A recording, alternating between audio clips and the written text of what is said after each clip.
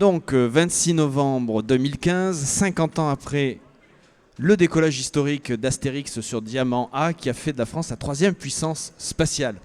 Donc, à mes côtés, monsieur Jean-Pierre Joly, vous n'avez pas travaillé sur Astérix, mais vous avez travaillé sur, on va dire, un enfant d'Astérix, enfin la continuité de cette volonté d'indépendance spatiale, donc sur un satellite qui s'appelait FR1. Alors, en quoi se différenciait-il d'Astérix ? C'était une machine qui était faite pour des expériences scientifiques, qui était destinée à vérifier la propagation des ondes de très basse fréquence en dessous de l'ionosphère. Voilà. Donc il y avait à bord plusieurs expériences de mesure de champ électrique, champ magnétique, densité électronique et autres, tout ça corrélé avec des données de magnétomètre. Voilà. Est-ce que c'est l'histoire des ondes radio qui rebondissent sur la ionosphère et ça permet Voilà. de faire des communications radio même au-delà de la courbure de la Terre, puisque en théorie on ne peut pas, mais sauf avec cette astuce-là. Tout à fait. Voilà. Bon, disons que moi j'étais plutôt employé à la mise en conformité du satellite, donc je connaissais ce que je devais trouver des expériences, mais je ne connaissais pas la philosophie de l'expérience elle-même, donc, ou très superficiellement seulement, quoi. Mais vous avez travaillé sur le satellite. Oui, directement. Ouais. Alors FR1, ça a été le satellite le combien à partir après Astérix ? Il a suivi immédiatement. Le 6 décembre. Voilà, le 6 décembre. Mais en revanche, il n'est pas parti sur Diamant, lui. Il n'est pas parti sur un lanceur français. Il a été lancé depuis le centre de lancement de Vandenberg aux États-Unis avec une fusée Scout. Donc une collaboration franco-américaine. Voilà. Et est-ce que ça se déroulait bien entre équipes américaines et françaises ? Moi, je n'ai pas perçu de tiraillement, que ce soit... je n'ai jamais eu de problème avec les Américains, c'est ce que je voulais dire. On a eu d'autres témoignages qui montraient qu'il y avait franchement une très bonne entente. Hein. Oui, tout à fait, oui.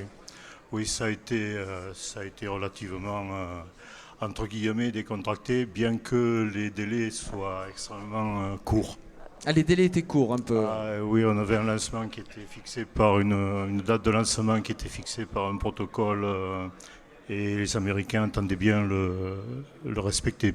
Donc c'était rigide de ce côté-là, donc il fallait ne pas compter ses heures de travail finalement.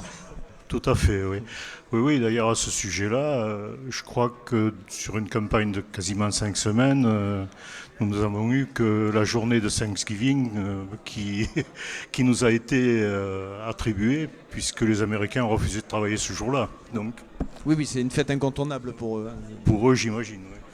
Et le satellite FR1, qu'est-ce qu'il a apporté, je dirais est-ce que vous pensez qu'il a apporté un savoir-faire supplémentaire pour la France pour plus tard ?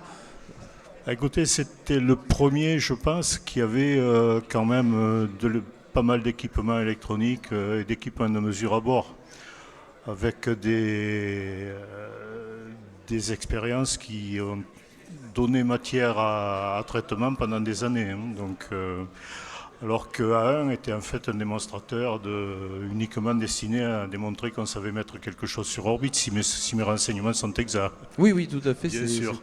C'est ce qu'on nous a dit. Il était là pour vérifier que le lanceur fonctionnait comme prévu. Tout à fait, oui. Voilà. Donc FR1 était une véritable expérience scientifique et qui a permis de résoudre les problèmes radio qu'on... Écoutez, ça, il faudrait demander aux gens qui se sont occupés du dépouillement des données scientifiques. Là, moi, je ne peux pas vous répondre. Mais en tout cas, ils ont eu les données qu'ils attendaient. Je pense que oui, et pendant le temps nécessaire, voire même un peu plus. C'est-à-dire que le satellite a fonctionné plus longtemps que prévu ? Oui. De combien ? Peut-être vous ne vous rappelez pas, mais en tout cas, il a dépassé... Oui.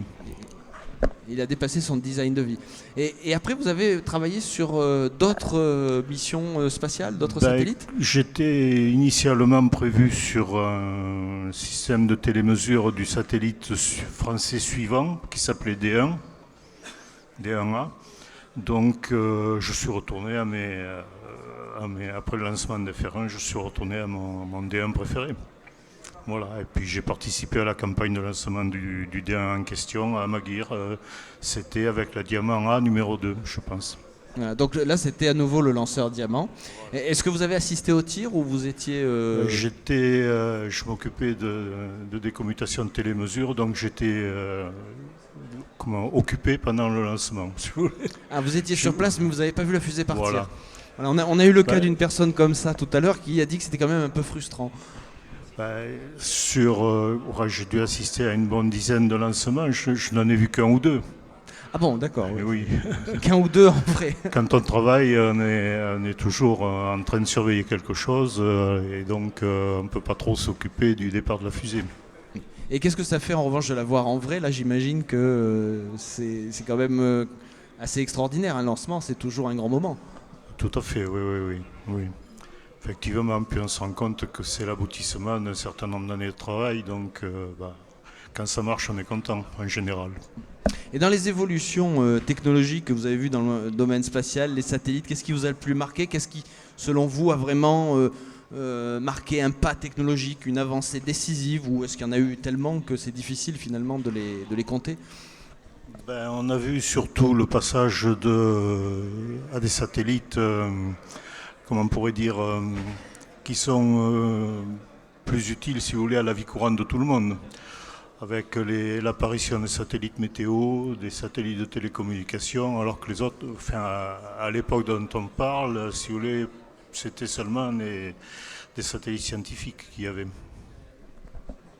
Donc on est passé de la science, qui est quand même en elle-même intéressante, puisqu'après il y a des applications, à l'application directe, c'est ça que vous voulez dire? Ouais. Tout à fait, oui. On a vu les satellites prendre du poids et faire s'occuper des retransmissions de télécommunications ou de télévision et de la météo, surtout.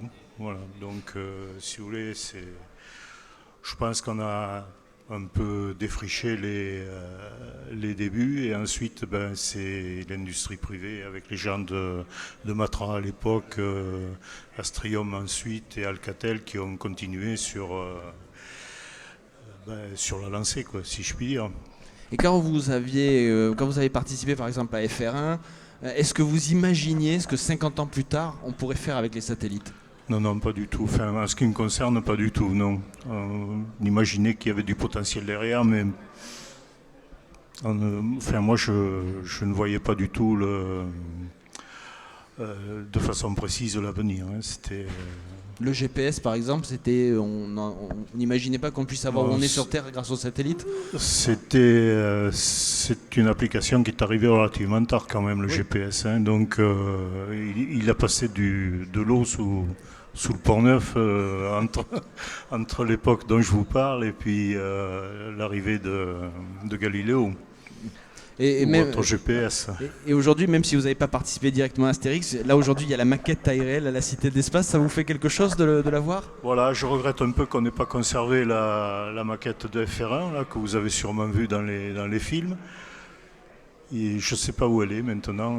Il y avait au moins un modèle de qualification qui aurait dû survivre.